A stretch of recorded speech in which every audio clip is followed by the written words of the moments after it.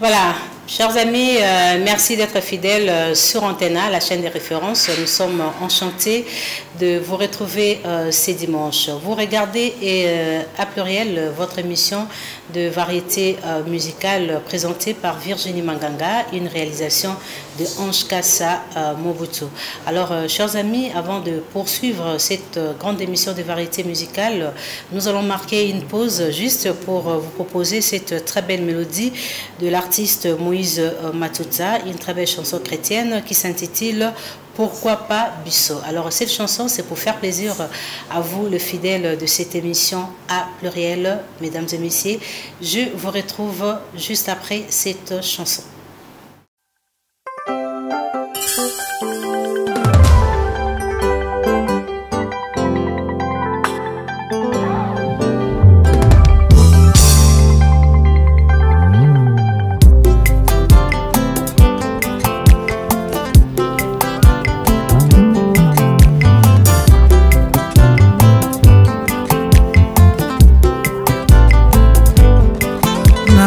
Chambre na ngai nasomi tuna ba question na fungoli bible natangi Genèse tina Apocalypse uko na yeba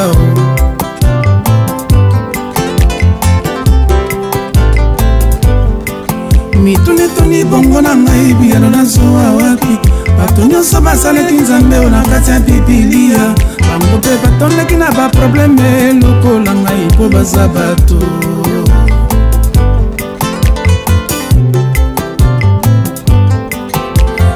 Sami balete o Samba zakaka moko Samba na yeba na Biblia tina moya lelo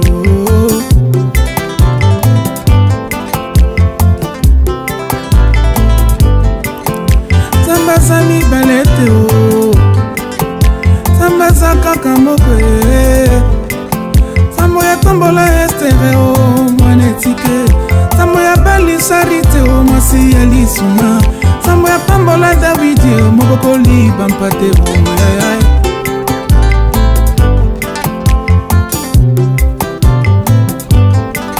Sambo ya tombola Moïse moto ya likukuma Sambo ya benga petelo e molobi ya mbisi Soki bango barenya, pourquoi pas biso Soki bango badondwa ye, pourquoi pas biso Soki bango barenya, pourquoi pas biso Soki bango basomba ye, pourquoi pas biso Naleli ye, nazo senga Nazo lela ye, salela ngangolu Soki bango barenya Pourquoi pas biso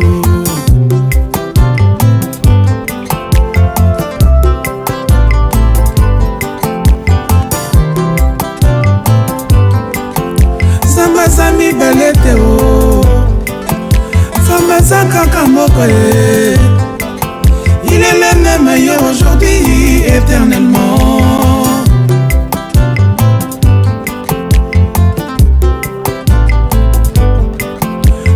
Tombola Daniel mungu na Babilone o Sambo ya botisa Sara na Kimobange Sambo ya balisa Rite o mwasi ya libabe o Kibango barena Pourquoi pas biso Soki bango badolwa ye Pourquoi pas biso Soki bango barenyaki Pourquoi pas biso Soki bango badolwa ye Pourquoi pas biso Nasengi ye Salelanga Yokelanga salelanga ngolulu na yo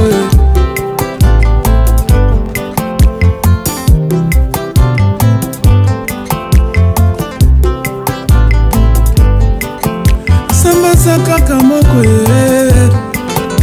Samba sami balete o Samba na yeba na Biblia moya lelo Nzambe limbisa pole o mogomi ya Etienne o Nzambe asalela petelo molobi ya mbisi Nzambe tombola Zache moyibi ya impo Soki bango barenya pourquoi pas biso Soki bango basomba ye pourquoi pas biso soki bango barenyaki pourquoi pas biso soki bango badonwa pourquoi pas biso naleli nazosenga naleli salelanga ngolu. Voilà, nous débutons cette émission avec les news de l'artiste Ferregola qui vient de rentrer à Kinshasa depuis hier samedi. Le chanteur Ferregola avait tenu une conférence de presse il y a cela 5 jours passés à Bruxelles. Voilà, c'était en Belgique, une conférence de presse en rapport avec sa prestation prévue le 7 juin à Bruxelles, précisément à ING Arena. Plusieurs questions ont été évoquées lors de cette conférence de presse et l'artiste nous a dévoilé un grand projet musical dans les jours à venir, Ferregola, qui va réunir le chanteur congolais de Kinshasa et le chanteur congolais de Goma pour un grand projet musical. Mes chers amis, pour les mélomanes de la bonne musique, je vous annonce la sortie depuis le 1er mai de la nouvelle chanson de l'artiste Ferregola, Amour Illusion, une très belle chanson que l'artiste demande aux mélomanes de la bonne musique d'aller consommer cette chanson qui a vraiment de belles paroles qui va aussi vous faire plaisir. Là, ce sont les programmes de l'artiste Ferregola le 7 juin à ING Arena et puis à la sortie de cette perle Amour Illusion, une très belle chanson. Après la conférence de presse, Ferregola a regagné Kinshasa pour la poursuite de préparation en rapport avec le grand rendez-vous historique le 7 juin à ING Arena. Alors déjà la semaine prochaine, Wingé BCBG de JB Mpiana, Papa Chéri. Voilà, on va parler du groupe Wingé BCBG. Je vous confirme, la semaine prochaine, Wingé BCBG va quitter Kinshasa pour honorer les mélomanes de la bonne musique le 10 mai au théâtre des gymnases à Maribel. Comme prévu, l'artiste confirme sa présence la semaine prochaine avec une forte délégation du groupe Wingé BCBG pour se produire le 10 mai 2025 au théâtre des gymnases à Maribel. Pour vous, le mélomane de la bonne musique qui nous regarde depuis Paris, Bruxelles, Suisse, c'est confirmé. Papa Chéri sera le samedi prochain à Maribel, avec son groupe Wingé BCBG. Parlons de Blaise Boula qui actuellement séjourne à Paris. L'artiste annonce la sortie déjà de la chanson Kumba Dingoma en featuring avec le chanteur Debache. La chanson Kumba Dingoma avec Blaise Boula est déjà disponible sur le plateforme de téléchargement. Alors allez-y consommer cette œuvre avec Blaise Boula. Il était comment? Donc une très belle chanson. D'ailleurs tout à l'heure on va savourer cette nouvelle chanson de Blaise Boula. Nous allons regagner Kinshasa cette fois-ci pour parler de l'artiste Ben Dawson, number one, connu auprès de Papa Wemba. Voilà, là c'est l'affiche qui annonce la prestation de l'artiste Ben Dawson avec nouvelle écriture, la célébration de 65 ans de l'indépendance de la République démocratique du Congo. L'artiste va prester le 29 juin à Sinaï Rabal. Alors nous allons encore rentrer en Europe, précisément à Paris, pour parler de l'artiste Bill Clinton Tungu Kudibende, animateur célèbre de la République démocratique du Congo, connu au sein du groupe Wingé Musica Maison-Mère. Bill Clinton donne rendez-vous aux mélomanes de la bonne musique au niveau de Paris le 5 juillet 2025 à Orléans, à Paris. Voilà, à Kinshasa, il y a Héritier Watanabe qui confirme le 24 mai, il y a concert au Dôme de Paris. Le Spiritas, c'est un rendez-vous qui va marquer l'histoire de l'artiste Héritier avec son groupe La Team Wata. Un rendez-vous de la bonne musique, un rendez-vous de culturel. Allez-y déjà acheter vos billets pour ne pas manquer le grand rendez-vous avec Messie le chanteur Héritier Watanabe le 24 mai au Dôme de Paris. Donc c'est un rendez-vous pour la communauté congolaise et surtout le mélomane de la bonne musique. Alors, il s'appelle le roi de la forêt. Guerre Makanda Ranson, le grand formateur de la musique congolaise, après son passage à Arena Grand Paris. Voilà, il y a une date qui vient de sortir. Weranson sera le 18 août à Adidas Arena à Paris. Et bien, avant cette prestation, le 18 octobre 2025, Weranson va prendre part au festival Couleur Café à Bruxelles. Et puis, il y a aussi un festival prévu à Paris que Weranson va aussi prester.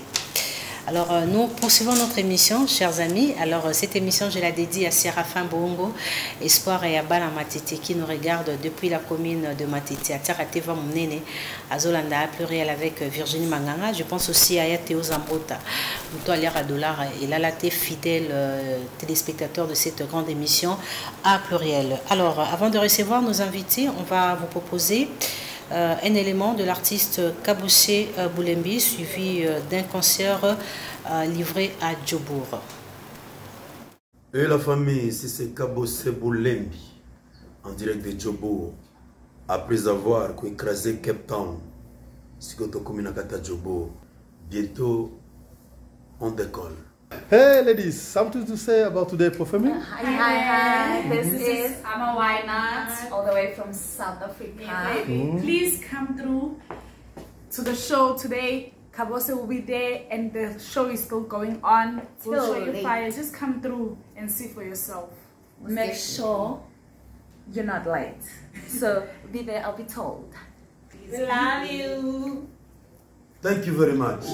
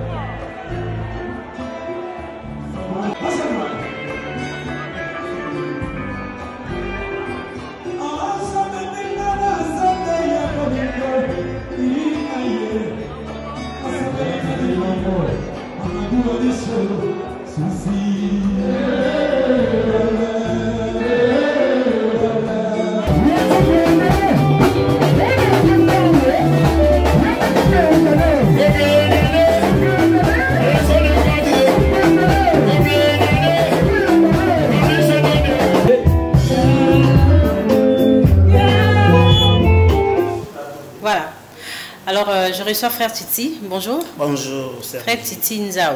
Dernièrement, vous savez que Momoko patriotique. Hein? Songa Congo. Songa Congo. Tu diffuses Kiango. Ça fait longtemps que je suis par l'émission. Les loyers, n'a pas dit un message mon penza, message des années. Bon, nous sommes bien. Nous sommes bien. Nous poto to zelaya. Alors que c'est plus important. Nous sommes bien poto. Songa Congo que bon. Producteur là. Bongo aya. Mais nous sommes bien. Tu continues toujours. Dans le studio. Après, on a les vocal titre Songa Congo. Songa Congo, c'est bon. Il y a des mots pas ça. Mon Songa Congo. Akila ya bana ya Congo etangi ya wesembola loboko bituma esile Songa Congo ya Songa Congo ya Songa Congo et Songa Congo toujours nous allons malandi qu'on a biso kuna bana est pour ceux qui me zati ba otambola bien te ya Songa bango prochainement dans un studio to continuer. Merci beaucoup, frère Titi. Alors, salutations spéciales et bon dimanche. Naya Willy Mouchene, Kodamboka, 00 243. Je salue Maître Guy Mafuta Kabongo, Mounayala. Bon dimanche à Alain Sekimonio, le directeur Alain Sekimonio. Salutations à Julie Diena. Adna Image, bon dimanche et puis merci beaucoup pour l'acte. Alors, bonjour. Bonjour. Ça va? Ouais. Mère de mère. Tu n'as bien, moi, Calais. Ouais, Ogenda. Nazali. Message des années. Message au moment naï awa. Ils ont réalisé sur la bande capitale. Oh, qu'est-ce que ils ont un niveau Afrique de l'Est, Kangi, Mali, Sénégal. Donc, message déjà que naïa quoi qu'on informer na ba bateau balinga la bonne musique album na bango oya bana capitale ou bande gozela. Et puis maki le 30 avril na 0R. Okay. Et ça déjà dans la plateforme il y a téléchargement. Donc on a Amazon, Apple Music, Sokyo Koti, Yoka, Ndenge, Bana Capital, Ndenge tout ça libolo. Net nga mingi mingi na lingi na tiga tamo eloko mo estre oyo na celle na générique. Bon la terre bientôt, bon la terre bientôt. Basi ya lelo, bon la terre bientôt. Sokola Nicolas, et dessiner boule. S'il vous plaît, merci. Donc l'information, au moment où l'équipement bêta CT, ils ont par rapport à la capitale, qui va télécharger, qui va somba, disque, pour acheter, nous allons regarder Virginie Manganga, et Zakaka, nous avons Sambote, na Mira Ramazani, nous avons Sambote, na Doukou Ngongo, nous avons Sassoun, les jeunes pato en direct d'Irlande. Merci. Bon dimanche. Voilà, bon dimanche.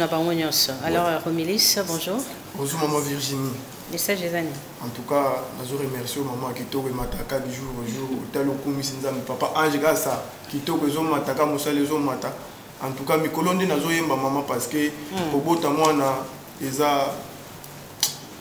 ont passé mingi. Tant au bout de moi, ce qu'il faut ça le faire, c'est donc le col na tela ki bango déjà ce qui na leki boy na yo ka romilis na zonga boy na yo ka romilis c'est makasi c'est que makambo ezo kende bien ya musiko na zo yemba nde ko yemba pour ba comprendre banzela ni romilis azo kende donc nazo pesa na mbote na bato ba soutenir ngande tina danger de mort wana place na zala rachia qui j'ai dit DJ appel masqué DJ Fabrice Maître Mécano, merci. Molar Gimbondo. Oh, komoti kangana susia love no.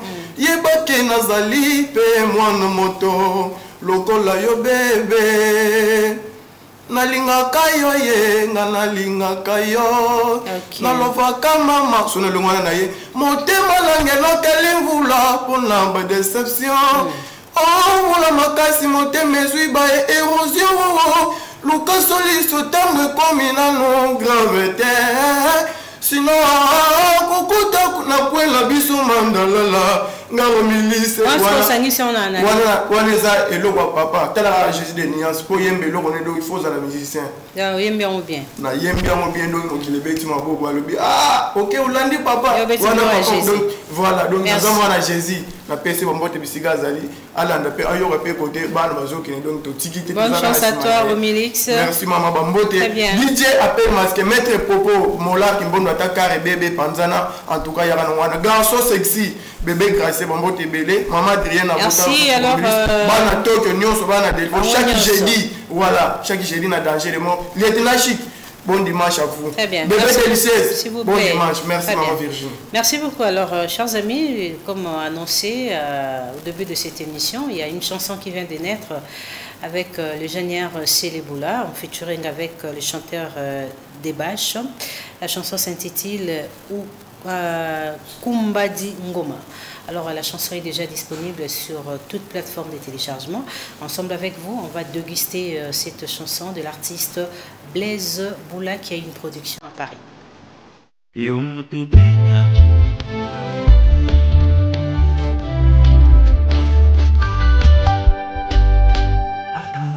José Mbouy Claridge.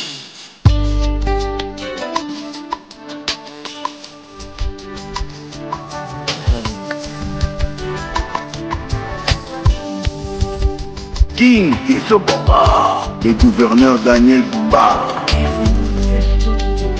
Eli Ieli Molani, Bisco.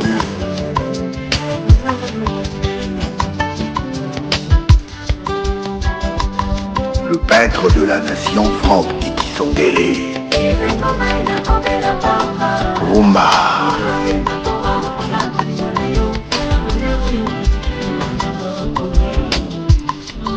Excellence Didi Bambia, RDC Cœur d'Afrique.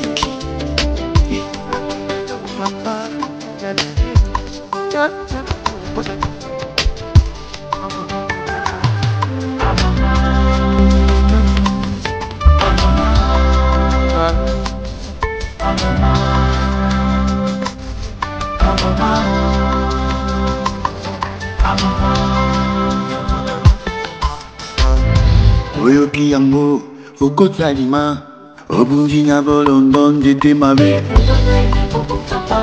Mon général, Kale Kabassé les vierges. Voilà, il était comment ingénieur ciel, hein? Donc Ciel et Boula, voilà.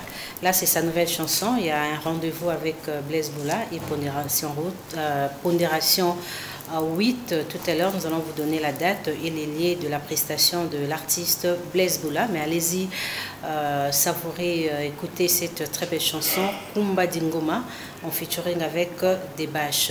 Alors Maxone, bonjour. Bonjour maman Virginie. Très bien. Merci, alors Boni Luciane. Luciane Demingongo toujours à se porter très bien. Événement où ils est arrivé beaucoup, il est qui bien à Montréal.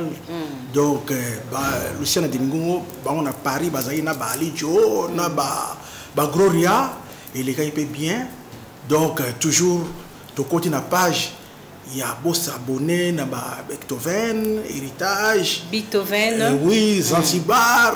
Donc tout l'album, une plume, une guitare, beau s'abonner de la qualité, album wana. Ba s'abonner à la chaîne, il y a Luciane Demingongo. En tout cas, je salue donc, la PC d'abord mes connaissances, et pas son excellence, maman Wilvin. Pour les cas où tu père de maman, en tout cas, mes condoléances, c'est pas donc, il y a bureau Luciane Demingongo. Maman, ma fille, m'a la présidence musicale, maman passe en Londres, maman Aurélie, maman Blanc, Archie Danico, Archie Jeanne, avec Harmonie Lovamis qui met ici propre toujours. Tete Ndai Makoko Bank. Oui, Tete Diana. Merci. Comme ma collection. Très bien.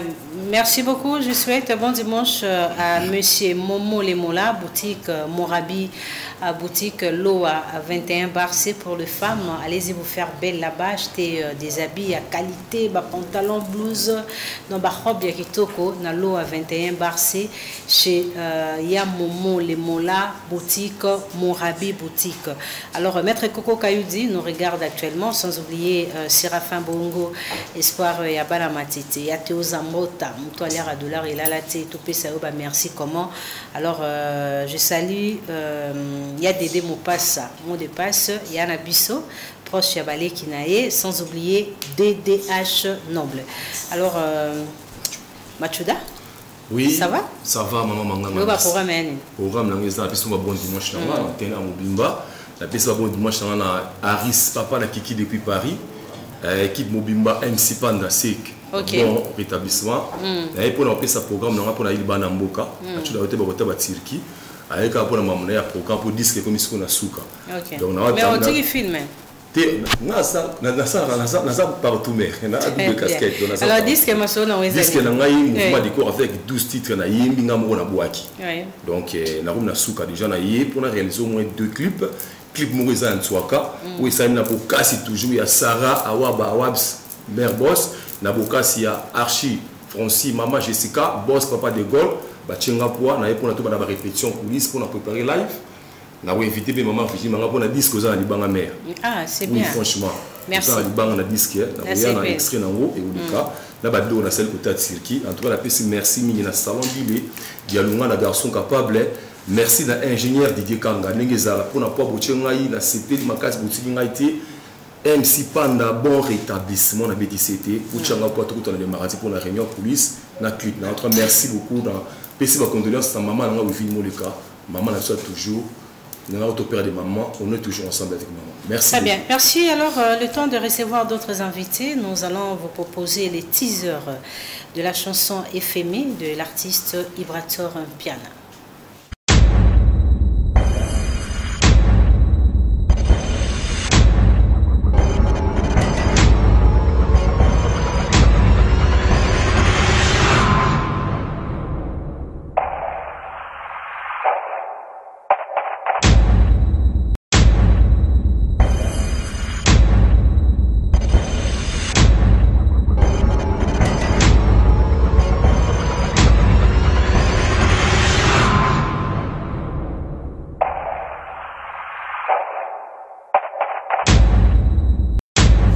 Voilà, très prochainement, chers amis, la chanson Éphémée sera à votre disposition. C'est la chanson de l'artiste Vibrator Piana. Là, vous venez de déguster le teaser. Alors, avant de recevoir notre invité, nous allons nous rendre à Bruxelles pour vous proposer ce qui a été la conférence de presse de l'artiste Ferré Gola.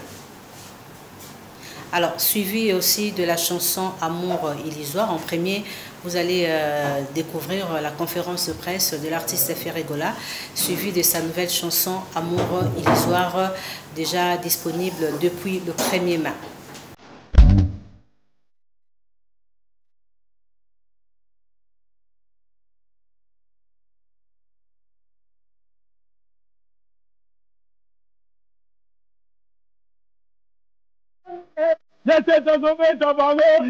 Salut Bagolo, nous sommes dans la conférence de presse. Dès dans le rendez-vous dans les 7. Les 7 bois au Talamaramu dans le Salate. C'est-à-dire, ah oui, aux Alamaramusus.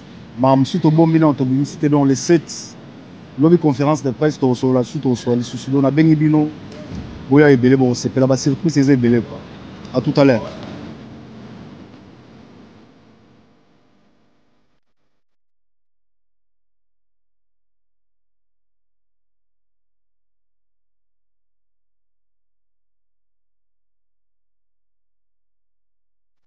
Déjà, il y a eu beaucoup de vie sur les là.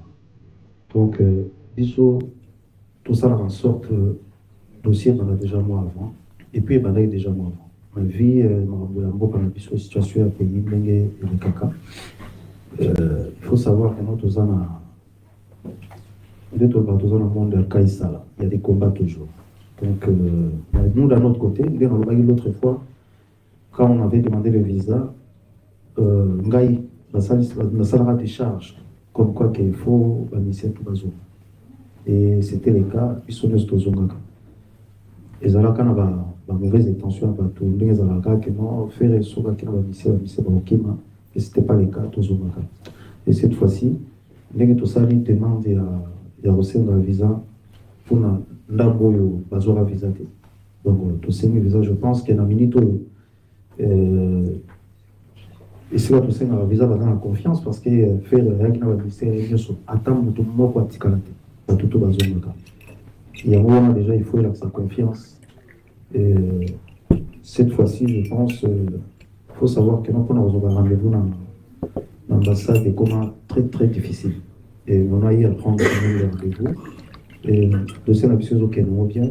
Donc, tout le monde a un artiste et vraiment tous travaillent tout ça dans la vie, tous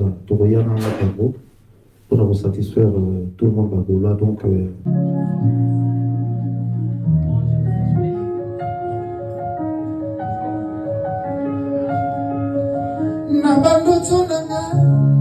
ici n'a décidé mon mari d'anga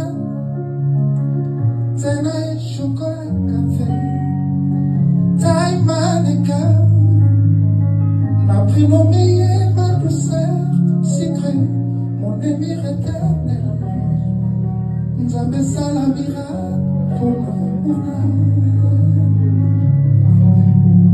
C'était un amour étrange, un amour qui ne vit que dans les songes. Voilà, là c'était Jésus à Bruxelles, actuellement à Kinshasa. Donc, le rendez-vous avec Ferregola, c'est un rendez-vous historique, hein, donc le 7 juin à ING Arena. Alors, dans cette émission, j'ai le plaisir de recevoir Shekeda, que nous avons tous connu auprès de Bozi Boziana. Yes. Très bien, actuellement il revient à Kinshasa pour la promotion d'un album, Hakuna Matata. Yes. C'est aussi le titre de la chanson. Tout au long de cette émission, nous allons découvrir le making-of d'une chanson rumba, Amour. Rumba et puis Cicéron Bakuba. Ah, oui, maître. Oui. Ah, Olivier Kabamou. Yo moni maître Chris Amona la souhaité. Yo yembi aux yeux et puis moni to comme wana mais la souhaité non ba bon séjour na Kina. Merci. Très bien. Alors Ozaki pas Bozi. Oui. Olongwa qui met tout mais un peu quoi ba empreinte hein au tiki na kati un petit choc auprès à Bozi Boziana au participation na yo na kati ya groupe wana. Na petit choc na participé à l'album Ekeko et puis na participé à l'album Ekeko. Na participé à l'album Bango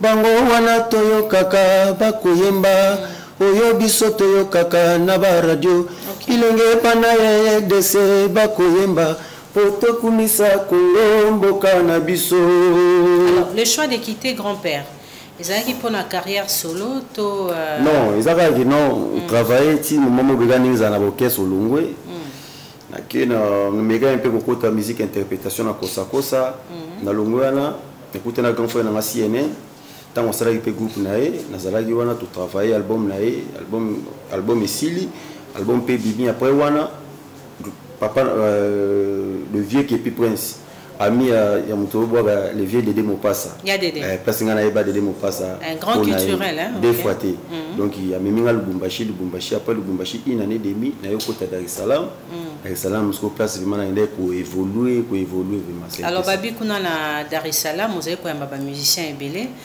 collaborer pe na ba artiste au bazawe au beta kuna après aux États-Unis États-Unis ce qu'on a vraiment revendre.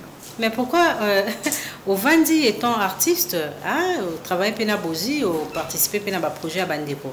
À niveau à Dar es Salaam, aller aux États-Unis pour rester. Est-ce que Bomi carrière t'es? Non, mon vie, toute vie est vie. Tu vois, il y a un moment où Bobo a la vie, mais c'est occasion où Bobo Sami. Nanenga vie à stabilité à vie. Pour la pêche mais on a mais le but est que sur la niche mais on bomi non, les États-Unis travaillent toujours. Presque parti c'est belé sur les États-Unis ba Vierambo Fali Poupa na toujours wana et puis na travailla ba Vienguma Lokito ba Papa Niboma Kanta Niboma ceux ba vie Luciana to accompagner à bango c'est ça quoi. Est-ce que ça paye collaborer na bango na niveau wana? Na niveau wana tout ça paye parce que moi minimum à respect par rapport à Awa parce que là-bas je travaille aussi. Bah fout arabino bien. Non l'arabino là-bas aux États-Unis je travaille. C'est-à-dire tant au bien na projet na yo en tout cas faut charambo. C'est un peu ça. Très bien. Alors, depuis vous travaillez Moko, vous travaillez en solo. En solo. Vous créez Penza Group. Non, on travaille en solo, mais là, ça peut accompagner. Alors, le projet, il y a Hakuna Matata, il y a un titre et album. Et puis, il y a une chanson intro, dans le cadre de l'album. Tu peux t'amasser ou non? Oui. Hakuna Matata, il y a un album où il y a 30 chansons. 30. Mais, dans l'actualité, à l'élo, tu as surtout 30, tu as 10 chansons, et puis tu as déjà, je pense que nous avons déjà 6 clips déjà. Donc, tu as 4 équipes. Je pense que l'Indoubé mardi, nous avons tourné sur le clip à générique. Et là, nous avons finalisé l'album parce que pour travailler, nous avons dit son côté, nous avons dit un peu de mais on a finalisé ma camouflage puis nous avons quelques images. Finalité, il y a projet Ango. Au Salipé Choix, il y a artiste à Kinshasa, Ndoembi Nabango. Si je comprends bien, ce sont des renommés au Baningara ya carte. Baningara au travail, bateau bazala na sima, ba basala artiste minene belé au toyebi. OK. Bakomaka et puis ba idée, ba guitariste, c'est un peu ça. OK, 6 chansons déjà. 6 chansons déjà clip et puis 4 audios ali déjà. Et ça œuvre no liboso depuis Non, on a bimi ça déjà ba bilo na Dar es Salaam en tout cas tout tu panzana Dar es Salaam est orchestre tu beta un orchestre ba futa yo salek chaque mois mais vous en a droit à ça l'appel album na yo pembeni net ba jeune frère so ba Diamond biso ba toi encadrer bango oui ba devait ba tomba ba Diamond Batali, excuse-moi, oui, ce n'est pas une question à pour abaisser, mais oui, Batali oui. grandeur naïe, réalisation, c'est qui représente actuellement, oui. et yo encadré. Oui. Alors, relater biso histoire na yona daïmo. Au moins, on a bien dit solo na bigi, artiste bazana ba kombo mais na bato ba rapesi. Ba ba sala rato. Wana vraiment so tuni artiste toi oyebisa artiste ko za loza miroir mais bizana ba. La coulisse. Parce que biso jena ba Dar es Salaam ba 2008 toi dia ba star. Ba Diamond ba leki. C'est-à-dire qu'il y a un concert partout au bêta parce que l'orchestre est succès fou. C'est-à-dire que nous allons Paris, nous allons France, à Zoé, à Dar es Salaam, à l'avion, nous allons passer à menu, nous allons passer à visa. Si on commune à Dar es Salaam, ils ont un endroit mobile, ils ont un orchestre mobile, ils ont déjà orchestre, ils ont déjà Walt, qui est Mickey, il est à Londres, tu vois. Le baba les qui bando la balanda na concert parce que la langue musique. Et groupe il y avait plus de Congolais ou oui, des Congolais, non, des Congolais. Oui, que nous vous amis sur ma case, c'est là où j'aime nos jeunes chanteurs. Au moins, le groupe moi il y a Congolais en Angola, na Dubaï, na Tanzanie, na Kenya et puis vos cartons. Comment vous arrivez à coloniser place où ils ont quand même pays natal na binoté. Bon, Congolais a toujours makasi na art, on a faut convoyer. Donc Congolais ataso tali na mambabali on a toujours ils ont ba jouer na biso ba sala pi mamba danger libanda pi biso pe ba artiste toujours art ils a toujours partout dans comme partout dans ozala il faut kaka. Il faut mambo ezala parce que ça art to yekoli yango vraiment on faut du cœur. Voilà. C'est un peu ça. Alors to za kuna matata. Pas mal. Très bien. Alors, Hakuna Matata, pour faire plaisir à Jean-Luc Mawana. Hein? Jean-Luc Mawana, porte-monnaie magique. À Willy Moucheni Kodamboka, à Yateo Zambrota. Hakuna Matata.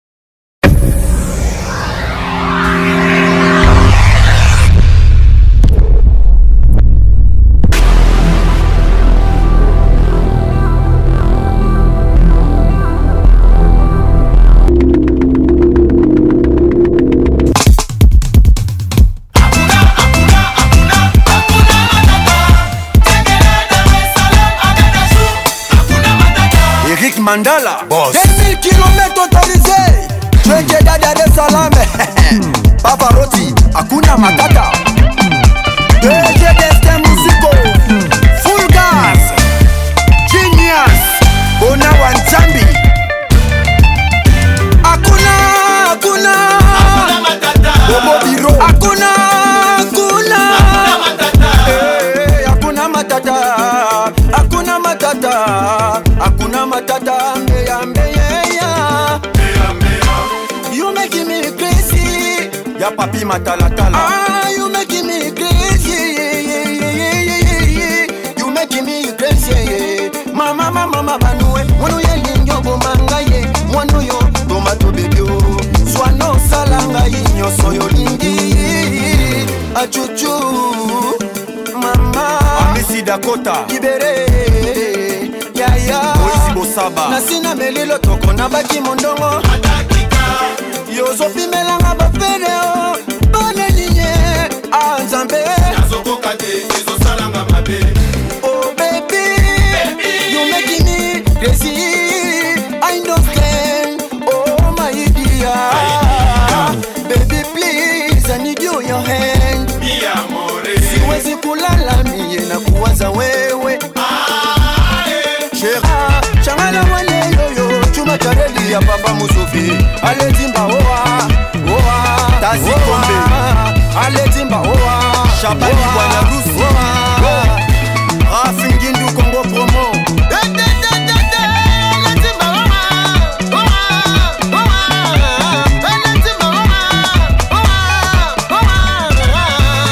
Yannick Munga Fabrice Voilà, là c'est Hakuna Matata avec Shekida, c'est ça? Yeah. Très bien.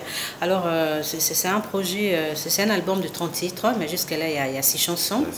Et puis une très belle chanson Amour dédiée à Maître Chris Cicéron Bakumba Boufaya.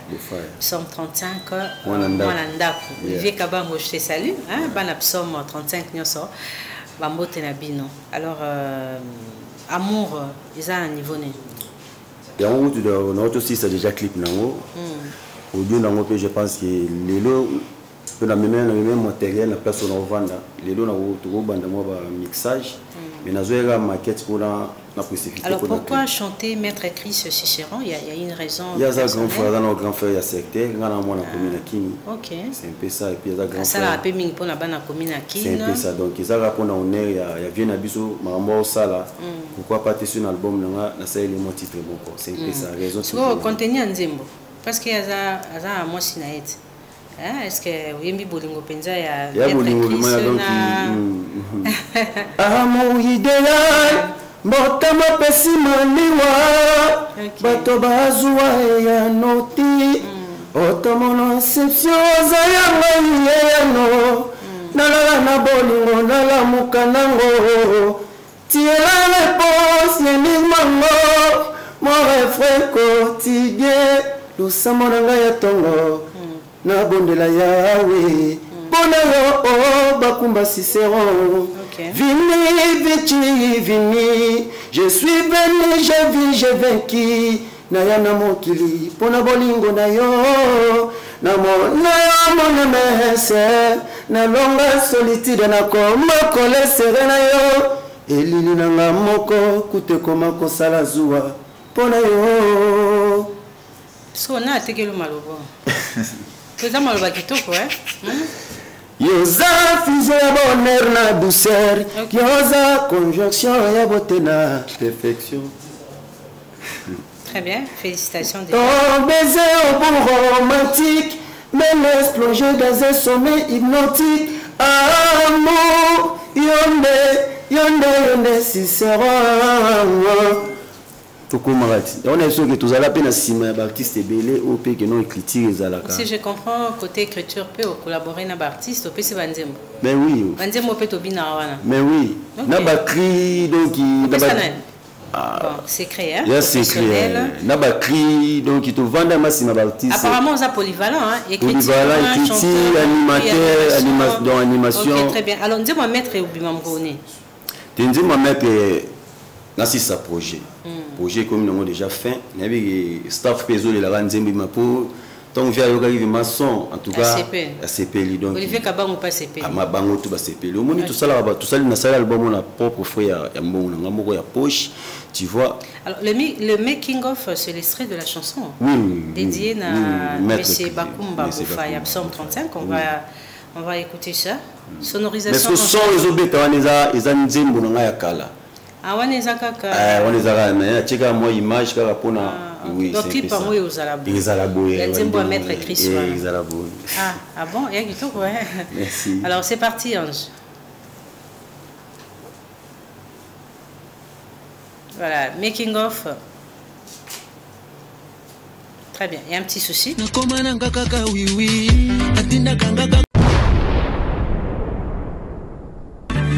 Serge Voilà.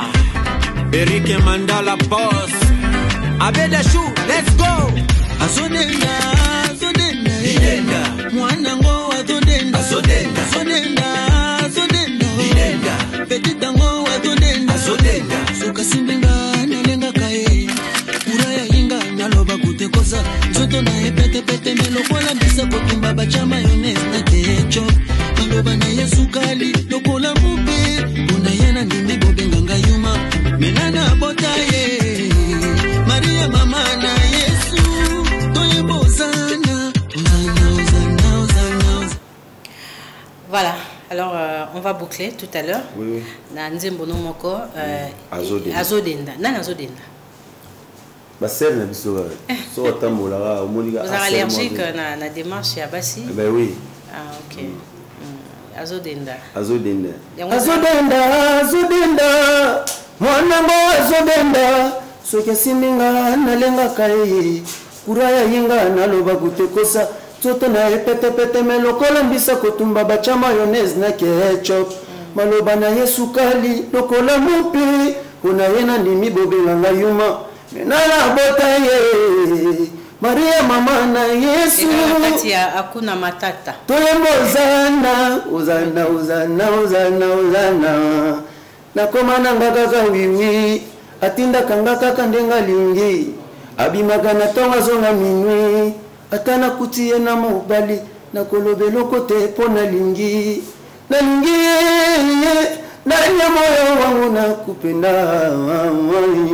Merci Akuna Matata. Nous attendons la sortie de 6 chansons. Ça 10. 10. Mais on a déjà minimum 6 clips. 6 clips, très bien.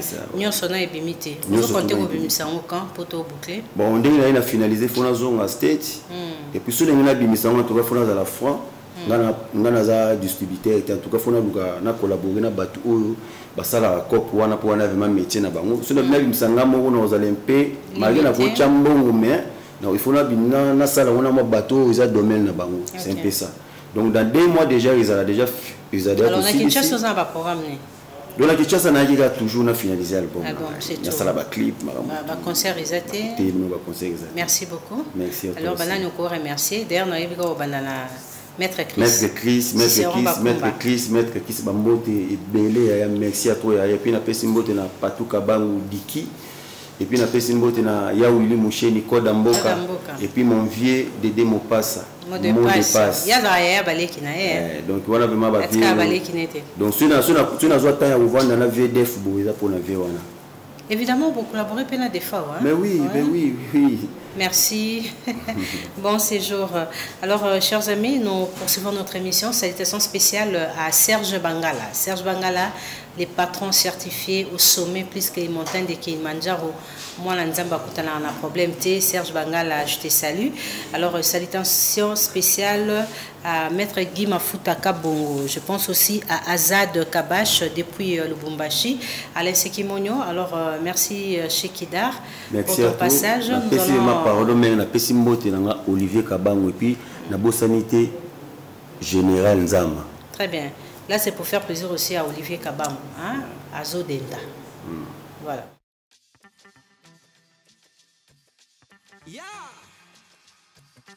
Cheke da Dar es Salaam et Pavarotti.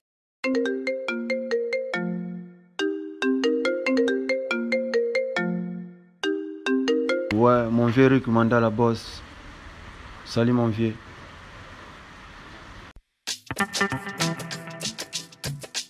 Yeah. Cheke da Dar es Salaam et Pavarotti. Hakuna Matata. Cabrol Nzembele. Serge Fouala. Eric Mandala Boss. Abedachou, let's go. Azodenda, Azodenda, Idenda. Mwanango Azodenda, Azodenda, Azodenda, Azodenda, Idenda. Petit Ango Azodenda, Azodenda. Suka Simbinga nalenga kae. Uraya inga naloba kute kosa. Zoto na epete pete melo bola mbisa kotumba bacha mayonnaise na te.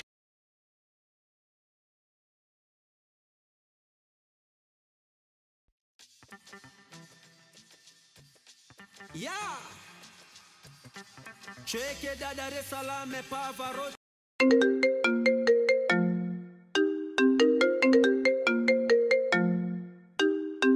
Ouais, mon vieux Rick Manda la bosse. Salut mon vieux.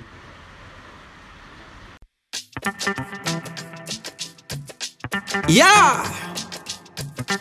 Cheke da Dar es Salaam et Pavarotti. Hakuna Matata. Cabrol Nzembele. Serge Fouala. Eric Mandala Boss. Abedachou, let's go. Azodenda, Azodenda, Idenda. Mwanango Azodenda, Azodenda, Azodenda, Azodenda, Idenda. Petit Ango Azodenda, Azodenda. Suka Simbinga nalenga kae. Uraya inga naloba kute kosa. Zoto na epete pete melo bola mbisa kotumba bacha mayonnaise na te.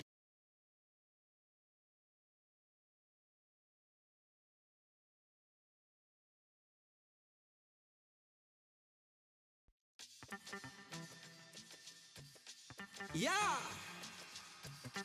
Cheke da Dar es Salaam et Pavarotti.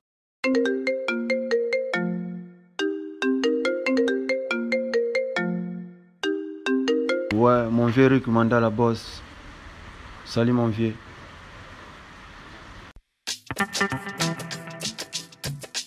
Yeah. Cheke da Dar es Salaam et Pavarotti. Hakuna Matata. Cabrol Nzembele. Serge Fouala. Eric Ok, merci. Alors, je suis avec un chanteur. Oui, j'ai chanté. De l'artiste Fuji.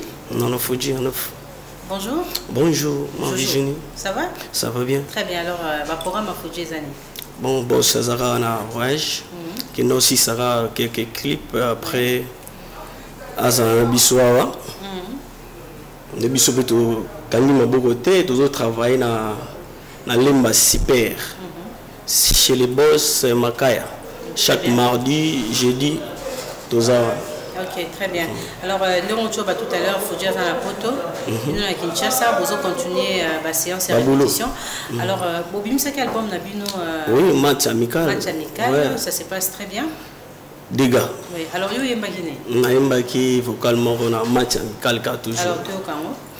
Mama blaze le waba yebi sana no Fuji posta medisinga yawa semilele tana na kufa lokola nyama biliki kunisha silema tadi mata moye chorégraphe oncle Baté des affaires. Merci beaucoup. Alors, très bien. Alors, chers amis, c'est quoi vous proposez Bino image il y a Parfum d'hiver. Parfum d'hiver, as un musicien, tu es qui na Katia Wingé musique à maison mère, qui est Arena Grand Paris, à celle choix boutique là. Alors depuis Paris, Azako a annoncé sortie album Moko, mais nous allons vous proposer les séances, comment ça se passe, la préparation dans un studio dans niveau à Paris avec Parfum d'hiver. Ouais, Balobi déjà en plein studio quoi. En plein studio. Bientôt, vous avez un choix idéal. Choix idéal, les Zoya. Vous savez, c'est votre artiste Parfum d'hiver, le fils du roi. L'homme des 100 conquérants, regardez, vous avez si vous avez un choix idéal, dans un studio, vous avez tout exalté pour l'instant. Un choix idéal, les Zoya. Français, les micros, c'est le câble. Le réseau Lambama, donc les réseaux Lambama, pas tout. Vous avez besoin d'un système gardé, ça, la qualité, tout ça. Choix idéal. Pour le Bamingité, toujours travailler vraiment en conséquence pour que tout ça soit bien ici. C'est votre artiste Parfum d'hiver, le fils du roi, l'homme des 100 conquérants, l'homme des choix idéal. En plein Paris, tu vois dans le studio A, on a à Paris. Place aux Olympiques, on va plan quoi. Tu vois dans Paris. Génère la vie sur Zali. Pour comprendre. Pour le Bamingité, tout ça, je pense que vous savez, la place de Bissau. C'est bon quoi. À suivre. Si le prend la forme, tu vois ce qu'il la contient, il est pas calmement. Au thème ils ont formé. Pour le banding était le Salandé, je pense que vous savez, la place de Bissau. C'est bon quoi. À suivre. Si le prend la forme, tu vois ce qu'il la contient, il est pas calmement. Au thème ils ont formé. Voilà. Alors, Kinzingo, bonjour. Bonjour, mère Virginie. Manamba, la belle. La belle, plus que belle, hollandaise. Très bien. Alors, on a mon journal. Quelque part toujours. Allez, 2025. Dans telle madame, mère Bamona. Oui. C'est venu. Elle t'a mis la bonne, elle a ah. Faut tout le papa, hein. C'est directement. Quelque part toujours. Allez, on dit à ma moto. Très bien. Alors, Musée, les messages nous y ouais, bana kini, bana braga, bana monde entier, Mikolo commis déjà ya koko, ya koka. Avec faire le padre. Mais il faut que la bière file. Faire le gola bimiki njembo mo boy. To Michel John P. Pema. On fait la l'histoire. Oui. Na bandoto nanga. Décidé mon bali nanga. Nathalie Bonabikeli John. Donc dis mon info Céline John. Donc Fera Yemba ne. Yemba na. Kaka wana na kitu gawa bimi. Kaka wana tunaki gimfi abimi. Kaka wana tunaki shibepiana abimi. Yawa changa du. Kala kopele big me a. Papa chéri fait bouka. Makacha Paris. Où est le mal? Où est le valise? Pour la gladiateur, merci de faire des billets. Pour la critique de l'Ingaka, faire le gola et taquer article Nabino. bafan nde bavalori kaka leader donc balakisi batunisi ko tokolata ndenge bake concert affaire ezala été biloko elemba bana Paris bana Londres au Japon ezokita kuna ya oyo ofere egola makambo ne nyonso apreparango à conséquence. Ça veut dire quoi? Leader faut préparer à conséquence. Michel Etchuni. Concert, il y a fait Egola. Concert, il y a Papa Chéri. Concert, il y a Kofi Olomide. Et ça va concert du peuple. Ah oui, du siècle. Oh, et Chikali. Tcha. Na ebi au moins du convoi et ça pas Didier Badendo. Didier Badendo. Jobondo. Donc, bakanga qui n'a pas moyen au bêta, avant moi la bakiti. Est-ce que bakiti ça va? Non, ça ne va pas. Ça ne va pas. Ton côté à ma musique. Musique. C'est qui là-bas? Tout bolinga Daniel, hein? Boumba. Tu sais que c'est nini? Et partout on a venu du livre. Bache ba béton. Topo iko tcha ba prince e bukanaka. Partout Daniel Boumba tcha ba prince. Donc il vit la Kinshasa déjà. Merci à toi, na ba fan tout bolinga café regola. Orchestre kala trop déjà tikali na ba répétition ya kotanga. Après ba répétition na artiste de direction Paris para pakoti Belgique. Pour ban Belgique ba na ba mindele. Na ba mindele. Toto Michel na ba noko ba lobi c'est l'indépendance. Fais regola, c'est l'indépendance. Tcha. Donc,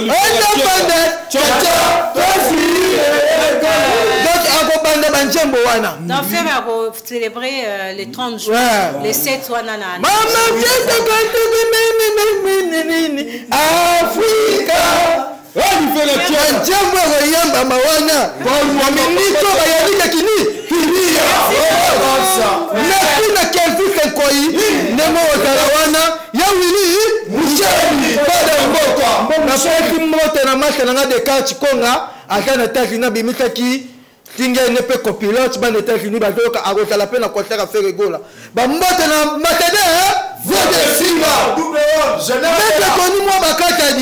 sans oublier Ricky Kapia, l'homme qui est Christian Olongo. Christian Olongo.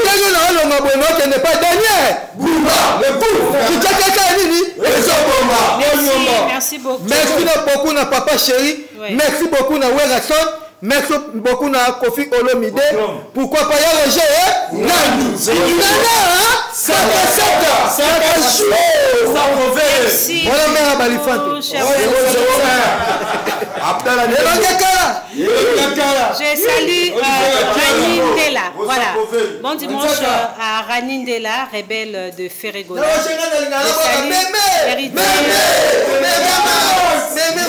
La semaine prochaine, déjà, les anges adorables vont quitter Kinshasa pour Paris afin d'honorer les mélomanes de la bonne musique, les Dima.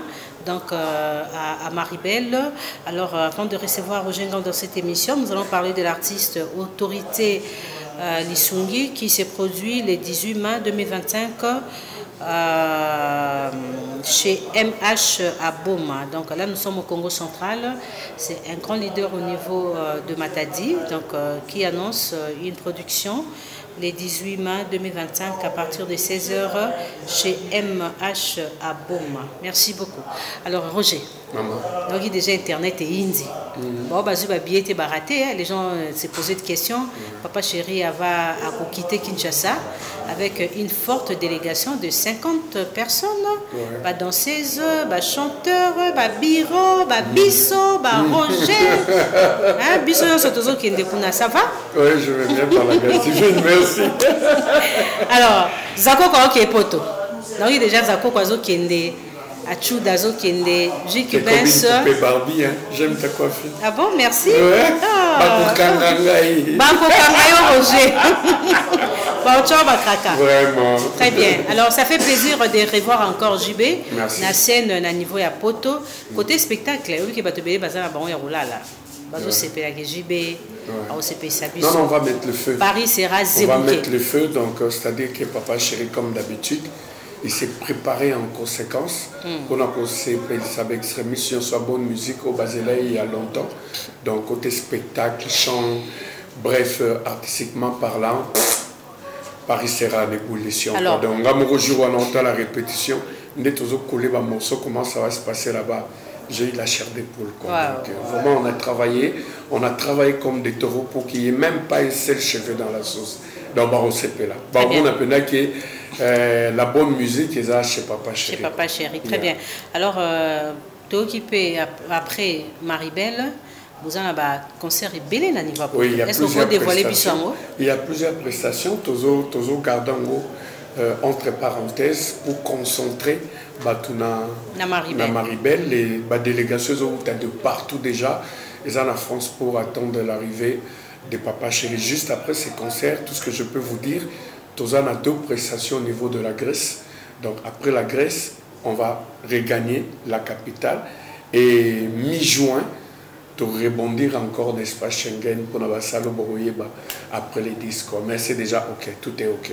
OK, vraiment, félicitations, bonne chance. Najibem Piana, Lélo, na Atmo, tout ça. Lélo, vraiment, venez vous approvisionner de la bonne musique de Papa Chéri. Merci. Naba fan Naïnyo Sobayaki, nombreux dimanche passé. Atmo et Vomisaki, quoi. Et Vomisaki, vous vous rendez compte à $50 américains, Batbasomba bien à Bango. Pour battre les mains jusqu'au petit matin, c'est vraiment choquant, mais que faire? Donc faites pareil aujourd'hui, le dernier concert, donc Boya Pena, Boya, pour commencer à soutenir Papa Chéri, pourquoi tu as traîné là-bas, on a besoin de temps. On s'est approvisionné de sa bonne musique et au courant de la semaine prochaine déjà, le groupe quitte. Alors, jour et ça jour. On ne sait pas dire le jour et l'heure. Mais vous avez donné un reportage. Papa Chéri, vous avez donné un reportage. Je te dirai en coulisses. Merci beaucoup. Ok, parfait. Alors, Roger Ngando, Paris aux Elabino, message à Soukaraban à Paris, surtout il y a des bases. Parce que beaucoup, il y a 15 ans après, je vais Pianazo qui est Paris. Merci, merci vraiment de nous faire confiance. Babiller, t'es comme des petits pains. Malgré les mauvaises langues, ceci, cela, mais bon. Enfin, toujours Yawana. Et Papa Chéri, Hazard est dévable. Nabino Nyostou. Voilà pourquoi il travaille d'arrache-pied. Vraiment, il a travaillé comme un taureau pour nous satisfaire Bino. Bino, on peut comprendre que. Voilà, qui fait de blabla, qui fait la bonne musique. BCBG, la machine à musique. La machine à musique, merci donc beaucoup. C'est vraiment chaud. Et du coup, je tiens à saluer le président du club national des sous-traitants, Gabriel Chitende, qui te peut, personne, sans difficulté financière. Chitende Gabriel, les billets verts n'attendent que tes ordres. Bon dimanche à Yateo Zambota, Manseba. Idem pour Maître Ike Kampoulou, la main sacrée. Merci infiniment à l'honorable Trésor Moutingi, à Fabrice Kazadi. Merci à Kamika Chama, l'homme de l'or noir. Et pour finir, je remercie infiniment Yad Daniel Ebondo VIP et a dit au DG Marcelin Chiswak. Très bien. Alors, pour faire plaisir à Séraphin Bongo, il y a Willy Moucheni, Serge Bangala, il y a Théo Zambota, sans oublier DDH Noble. Alors, tout le monde spot, il y a le groupe Wingé BCBG. Après, on a retrouvé Bino tout à l'heure, Nastine Nomobi. On a du gaz et du pétrole. Parlez encore. Kabola Bilingia Papa Chéri avec tout son wenge tous les dimanches à l'atmosphère de Pullman Hotel à partir de 20h. Temps d'entrée $50. Les ratés sous aucun prétexte, ce grand rendez-vous dominical. Papa Chéri JB Piana, l'esclave de Dieu, toujours puissant. Bayaté, Barata, c'est des choses. C'est des choses.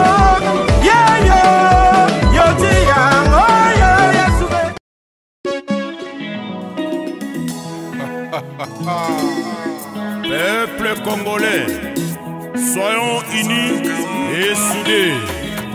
Soutenons nos FARDC et nos frères Ouazalendo au front. Je suis Goma. Mais dans la main, on y arrivera Yemba Ozana. Osala nyonso po moina biso etana. I love you Congo, mina kupenda sana. Peu importe le fardeau, tout à pour pamoja eh. Lentement, doucement, fieusement, télément, tout est le misamboka. Debout congolais, si millions de francs pour le Congo plus beau qu'avant. Mboka na yo, mboka nanga, mboka na biso nyonso, tosimbana, tolingana, elongo tokolonga. Maboko likolo, nous visons l'icône. 243, maboko likolo,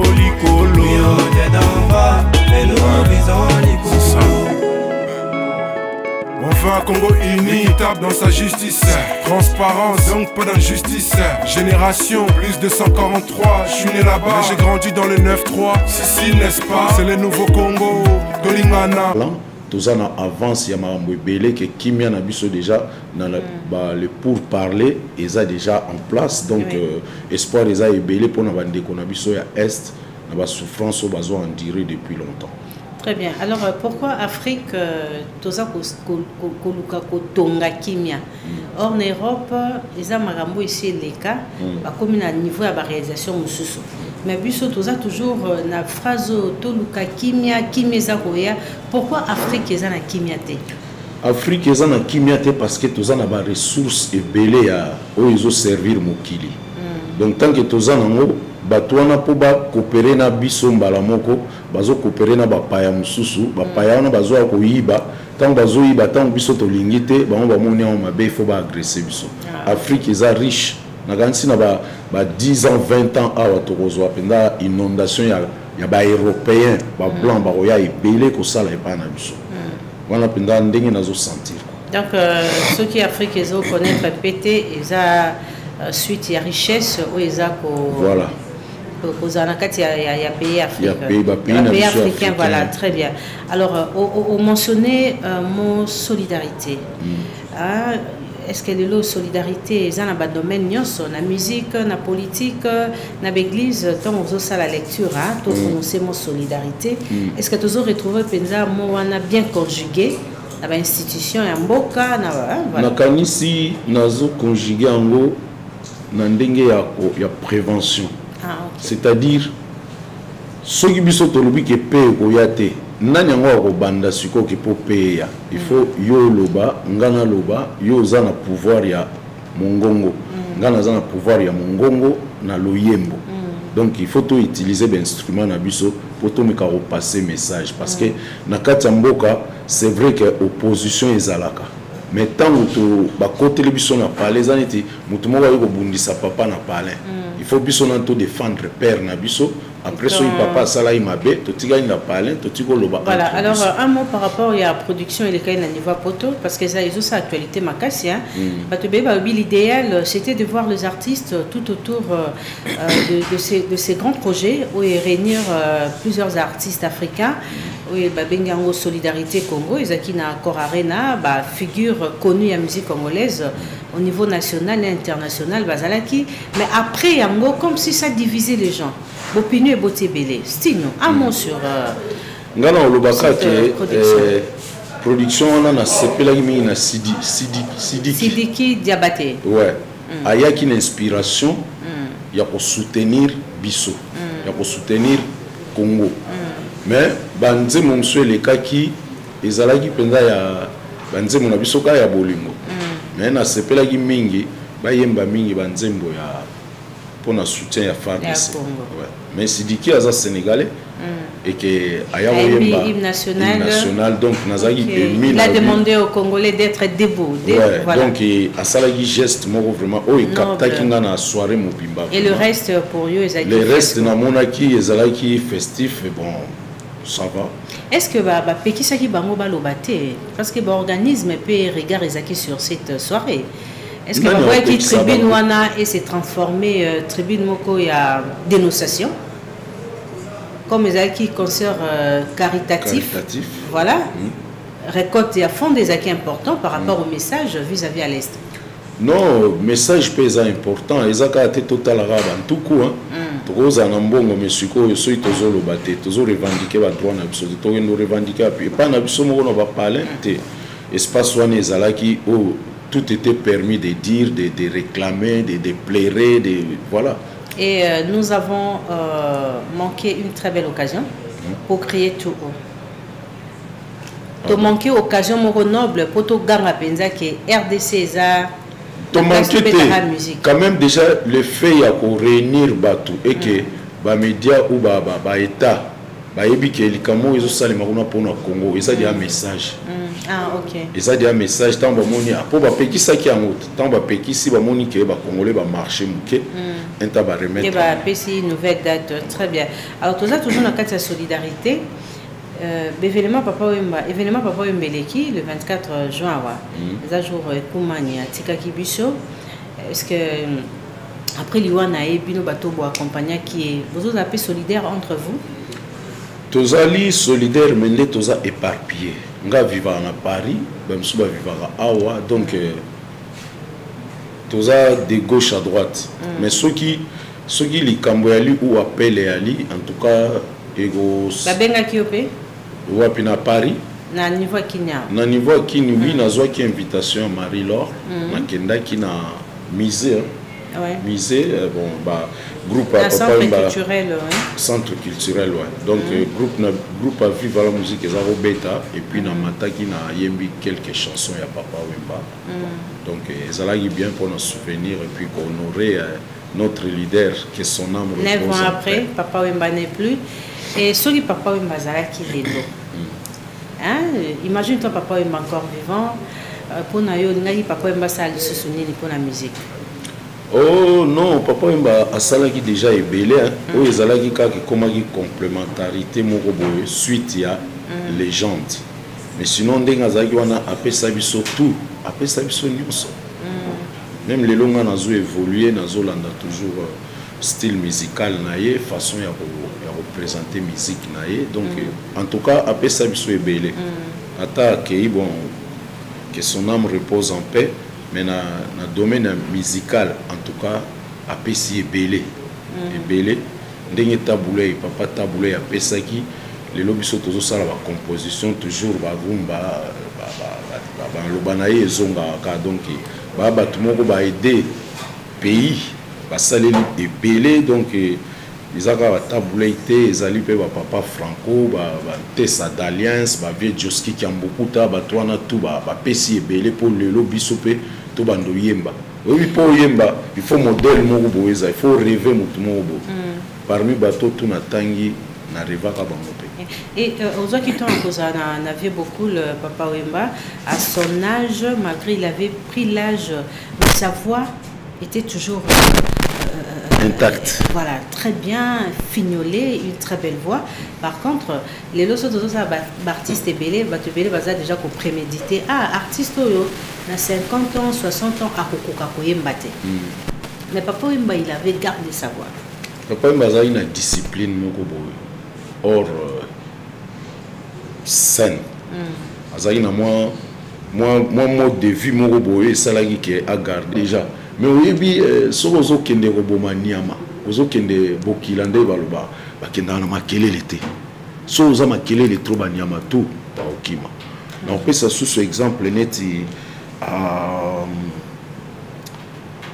na bosani kombo na ye acteur américain mobo azako yemba bien mais na musique esimbaki te akoti cinéma tant akoti cinéma asali cinéma azumbonga komi stable abimisi disque biso tout au kamwaike ayemba azoyemba koleka kutu bato baza na domaine musical ba chanteur na bosani kombo na récemment asalaki moi AVC mais azongi bien noir américain na bosani kombo na en tout cas Donalina lobake soki likambo wana osepeli nango te kokende te parce que soko ok déjà eza neti ndimi.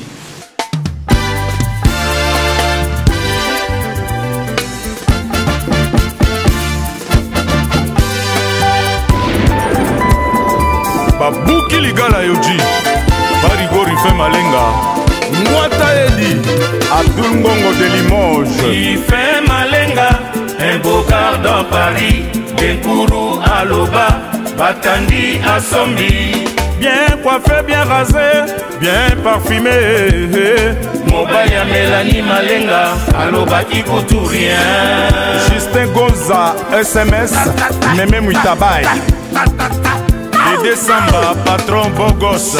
Oyaka poto moto na nzela na ye. Rife Malenga yaka poto na aéroport Anjili. Mama Mayaya Tobule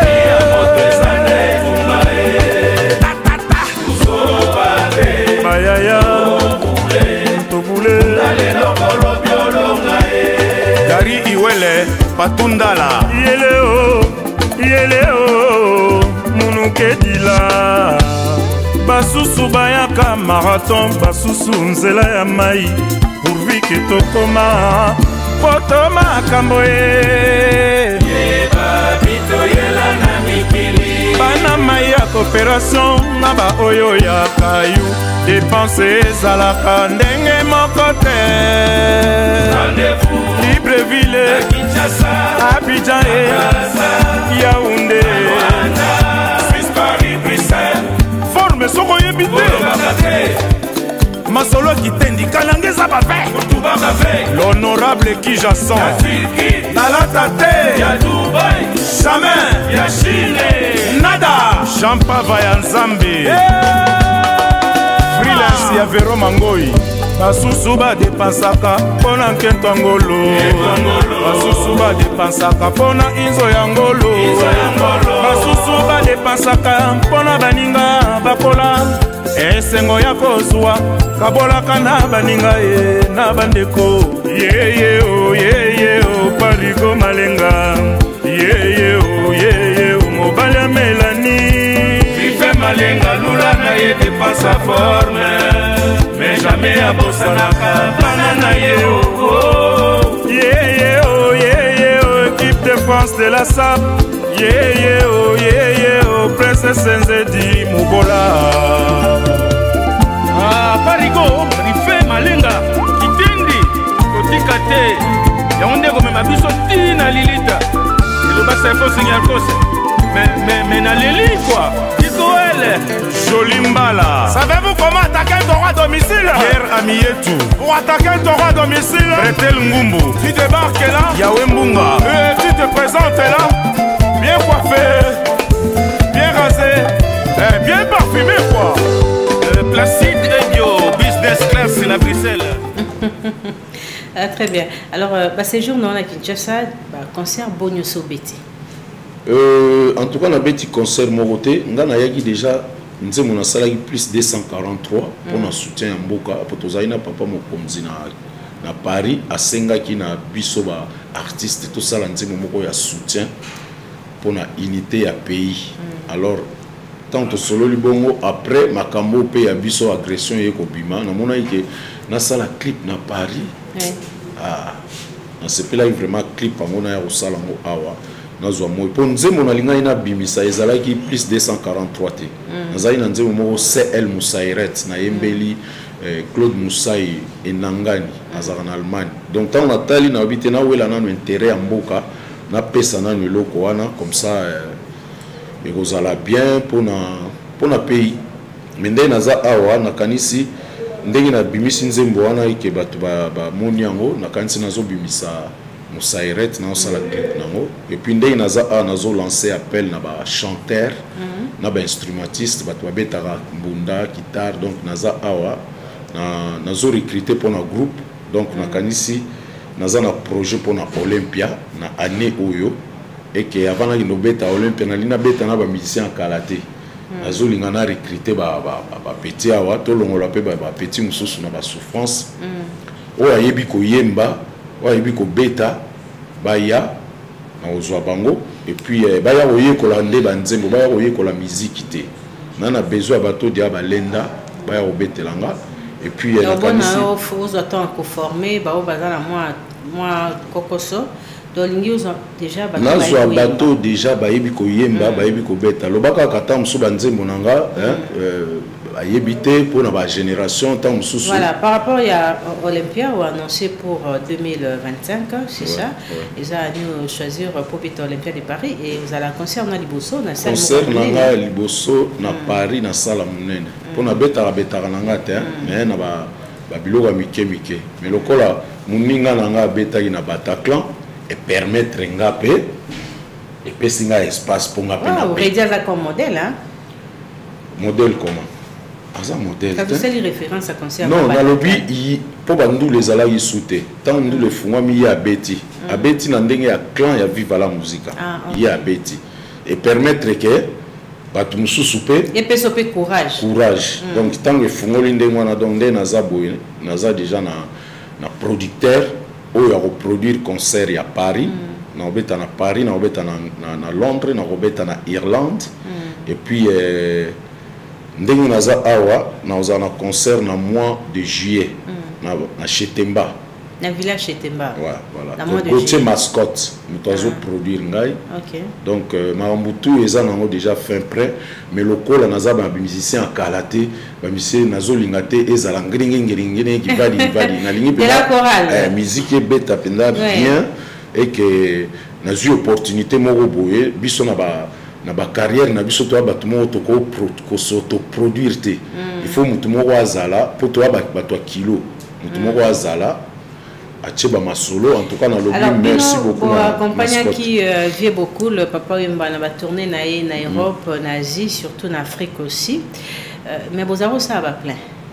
Ce que vous avez aussi à l'Olympiade de Paris, la configuration nini et pour nous l'idéal c'est la musique. Maximum 2000 places. Très bien. Alors pour nous oui, c'est important, pour la musique, tout ça la plein. Pour le plein, Pierre quand la musique est sous sonité. Une génération beaucoup le Kofi Wenge, les agina nous plein la musique. Mais les lots musique plein ça toujours bien. Au cas que nous ta musique était avec ma kit. So itozo ya. Mais on tozo mon alelo. Ba bazon dimango eza bango. Mais nga il faut na respecter musique. Tant on a yebi que na net ngande na zo zonga na scène. Nandenga mboka tina beta na Panama. Na osepelate na kindo beta na Zénith ou na kindo beta ba Arena. Selon moi, je suis un grand, mais ce soit melaka eloko yo kokina mungongo na ye. Tant bozo beta ba salle vide. Yo kan seza sonika ya mutuana. Ils sont ba congolais. Ba ozo biso ba aventurier. Évidemment. Tant au moni kozana ba titre penda ya légendaire te. Vanda Luka taba karaoke ba ekala moko ya mike eza nango ebele oyaki na Paris ba New Morning et Ali eza ba cadre moko pe légendaire mais eza muke nga na poni Olympia po eza nenete na capacité na nga neti nazo revenir naza sir na tango mobimba po eza nango ka 3 minutes évidemment to boucler donc na ngi na remercier son excellence Jacquemain Chabani et puis collaborateur naye ezali Peggy Pegos na ministère ya intérieur et na kopesa sumbote na excellence Akasia Bandubola ministre d'État et des affaires foncières sans oublier ba collaborateur naye Joseph Ngoto on a benga bongo Conspol conseiller politique naye et puis soki na traîner lisusu nakati ya bureau na bango na kopesa mbote na Ruf Mbutanga na micro d'or o azali bongo chargé ya communication ya excellence Akasia Bandubola. So ina longo kuna na opesa mbote lisusu na mon premier na cour à cassation. Mon premier Ilunga sans oublier Boss Ibra. Oui bien. Nalemba Ibrahim donc banque centrale et bon Armel na pesi mbote na Boss Ibra et puis Didier Mundela Eddie Mundela bango balé bazaba honorable Olivier Massamba coach na souhaité ba condoléances parce qu'il a auto perdre papa na aza moko ya ba collaborateur na ngaza na Londres. Olivier occupé Virginia aza Argentine biso. Mon premier Ilunga et puis na pesimbo na Sex Senghor. Merci. L'émission continue en jusqu'à ça.